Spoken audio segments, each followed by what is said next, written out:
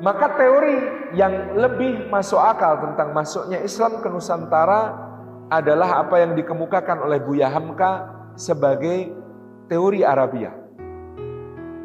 Nanti akan ada teorinya Profesor Slamet Mulyana, namanya teori Persia. Tapi teori Persia ini banyak missing linknya banyak. Dan saya tidak merasa perlu untuk menjelaskannya karena tadi terlalu banyak missing link sehingga sangat mudah dibantah. Meskipun nanti ada bukti, misalnya teori Persia ini dengan berdirinya kerajaan Perlak yang lebih tua daripada Samudra Pasai, dan kerajaan Perlak ini bermadhab Syiah. Kalau saya juga membantah teori kalau ini teori Persia. Pada masa Perlak sudah menjadi kerajaan Syiah, Persia belum jadi kerajaan Syiah, masih Sunni karena masih Bani Abbasiyah. Yang jadi kerajaan Syiah adalah Fatimiyah di Mesir. Itu yang sezaman dengan Perlak sejak tahun 900 Masehi, Perlak itu. Jadi bukan teori Persia sebenarnya, tapi teori Mesir karena Fatimiyahnya di Mesir. Jadi yang kerajaan yang madhab negaranya Syiah itu pada saat itu adalah Fatimiyah yang di Mesir sebelum nanti diambil alih oleh Salahuddin Al-Ayyubi. Sementara kerajaan Perlak di Sumatera. Jadi sebenarnya teorinya Profesor Slamet Mulyana ini salah kaprah kalau disebut sebagai teori Persia. Lebih tepat disebut teori Fatimiyah Mesir. Karena pada saat itu Persia belum menjadi sebuah kerajaan Syiah. Baru jadi kerajaan Syiah di tahun 1500-an. Masih panjang prosesnya sampai menjadi ke sana. Ini yang kita akan lebih seriusi adalah teori Arabia yang dikemukakan oleh Buya Hamka, Mangaraja Onggang Parlindungan, beberapa tokoh-tokoh lain yang juga sangat serius mengkaji sejarah masuknya Islam ke Nusantara, termasuk yang di masa kini ada Kiai Haji Ahmad Baso dari Sulawesi Selatan ya, yang sangat tekun mengkaji berbagai naskah-naskah tua dan lontara-lontara baik yang ada di Indonesia maupun yang ada di Belanda. Maka semua sepakat teori yang lebih tepat adalah teori Arabia. Pertama, teori Arabia terbukti dengan kronik-kronik dinasti Tang. Kronik-kronik dinasti Tang sejak abad ke-7 tahun 600-an akhir melaporkan bahwa di pantai barat Sumatera dan pantai timur Sumatera yang waktu itu dikuasai oleh kerajaan Silifosi, semua sejarawan sepakat mengacu pada Sriwijaya. Silifosi, kerajaan Sriwijaya yang menguasai Pulau Sumatera, Semenanjung Malaka, dan beberapa wilayah di Thailand, Vietnam. Pada masa itu memang kerajaan besar beragama Buddha. Tetapi di pantai timur dan pantai barat Silifosi ini terdapat banyak komunitas Tasi. Tasi ini dulu diterjemahkan sebagai pedagang-pedagang Arab Muslim. Tetapi Kiai Haji Ahmad Baso melangkah lebih jauh. Menurut beliau, Tasi bukan hanya pedagang. Tasi adalah komunitas yang mapan. Seperti kita membayangkan adanya pecinan di zaman sekarang. Jadi itu pekerjaannya sudah macam-macam, bukan cuma pedagang. Maka Tasi di kota-kota di kerajaan Sriwijaya ini komunitas mapan, tinggal di dalam kompleks-kompleks khusus untuk mereka. Istilahnya kampung Muslim, kampung Arab, komunitas Tasi. Keberadaan komunitas Tasi ini akan memicu nantinya sesuatu yang memiliki bukti sejarah lebih konkret, yaitu Maharaja Sri Indrawarman dari kerajaan Sriwijaya berkirim surat kepada Muawiyah bin Abi Sufyan dan Umar bin Abdul Aziz. Kita bisa membayangkan komunitas Tasi dari kesimpulannya Ki Haji Ahmad Baso sudah ada masa kekhalifahan Utsman bin Affan. Tasi, kampung-kampung Arab Muslim di kota-kota pelabuhan milik Sriwijaya.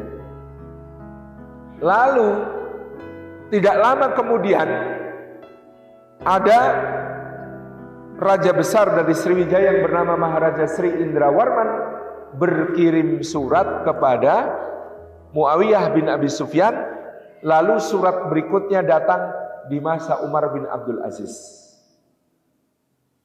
Di Oxford, bukti sejarah tentang hal ini, surat untuk Muawiyah sudah rusak, sulit dibaca.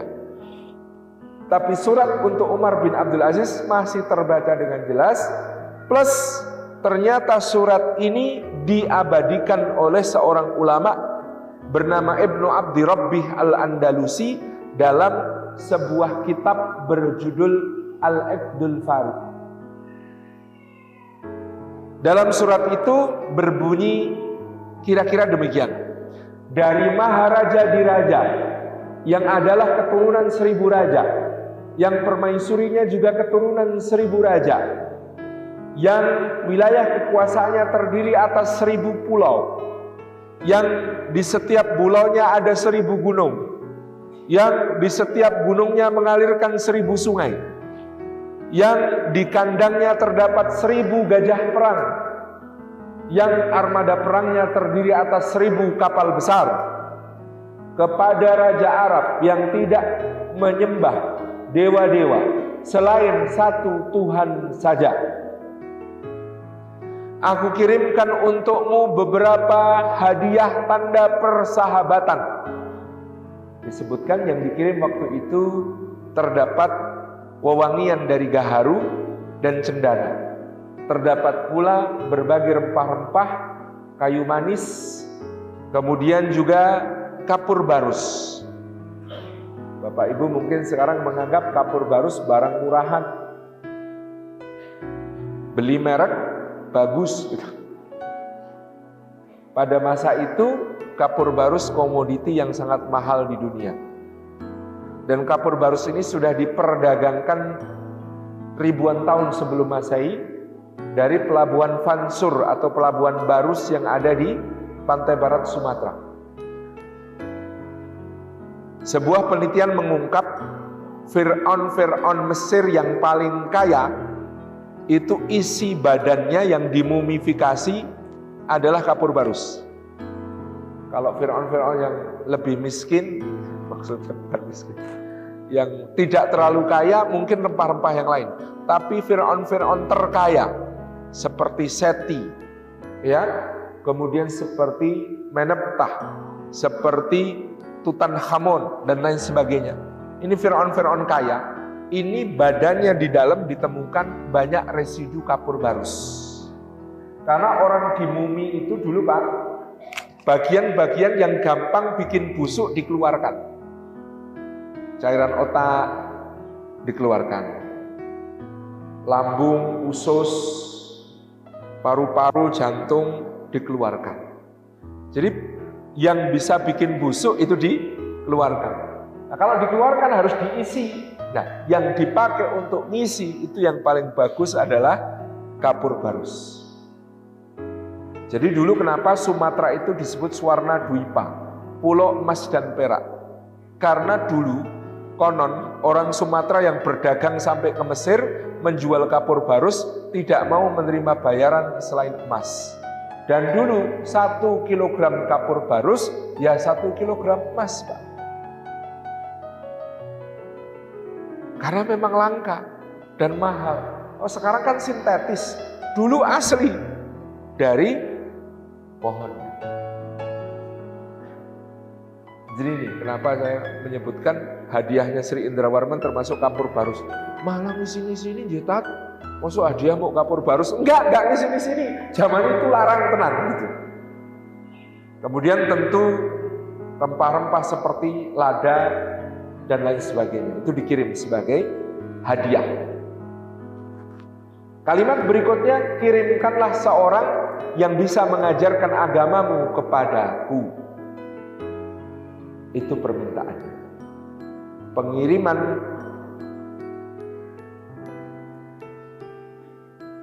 mu'alim, guru agama Islam ini terkonfirmasi dalam lagi-lagi kronik dinasti Tang.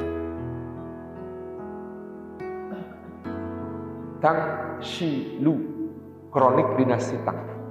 Jadi dulu kekaisaran Tiongkok itu dari dinasti ke dinasti rajin mencatat peristiwa apa saja yang terjadi di kerajaan. Hari ini kaisarnya ngapain aja, itu ada catatannya.